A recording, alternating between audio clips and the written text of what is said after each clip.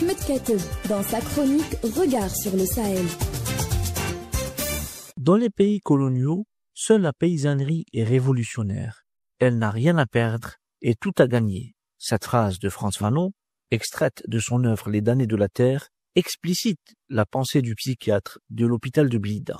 Pour lui, le poids de la paysannerie relève d'un constat sociologique de bon sens, car Fanon a pris le soin de comprendre la sociologie du peuple algérien, son trauma dû à la colonisation violente, son aliénation mentale et physique, et il a compris que contrairement à l'énoncé marxiste-léniniste du rôle central du prolétariat dans le processus révolutionnaire, ce sont les masses paysannes qui sont le véritable catalyseur de la révolution algérienne. Toujours dans Les damnés de la terre, Fanon écrit « Les masses paysannes n'ont jamais cessé de poser le problème de leur libération en termes de violence, de terres à reprendre aux étrangers, de lutte nationale et d'insurrection armée. Tout est simple. » Fin de citation. D'ailleurs, l'histoire de la résistance algérienne au colonialisme français tout au long du XIXe siècle est une succession de soulèvements des masses paysannes.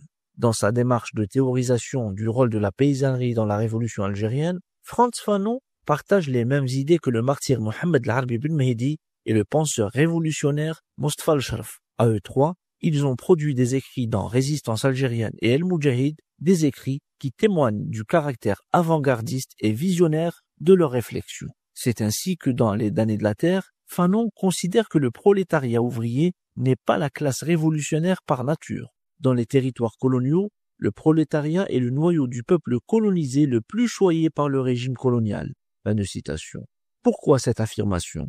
Pour l'auteur de Peau noire, masque blanc, le prolétariat n'aurait rien à perdre dans les pays capitalistes et les métropoles et beaucoup à perdre dans les colonies à faire la révolution. D'où la préférence affichée à l'impact décisif de la paysannerie. Aussi, le lumpenprolétariat est considéré par Fanon comme le fer de lance urbain de la violence révolutionnaire. La raison est simple. Le peuple des bidonvilles, décrit comme cohorte d'affamés, détribalisés, déclanisés, constitue l'une des forces les plus spontanément révolutionnaires d'un peuple colonisé, parce qu'il est la gangrène installée au cœur de la domination coloniale. Le lumpen n'a de vertu que par les possibilités radicales de sa révolte, et parce qu'il faut éviter qu'il se jette dans les bras de l'oppresseur, compte tenu de son inconscience et de son ignorance. Ainsi, nous le voyons avec l'universitaire Claude Malon, auteur d'une étude en 2003 et intitulée « Le peuple et le colonisé » chez Frantz Fanon.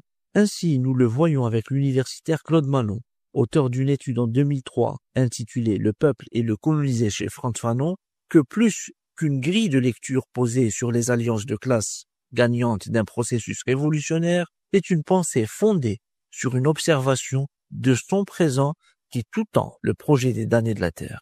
Cette observation exigeante, pertinente et radicale allait nous donner l'une des plus riches analyses psychosociologiques de la révolution algérienne. À bientôt pour une nouvelle chronique avec Frantz Fanon.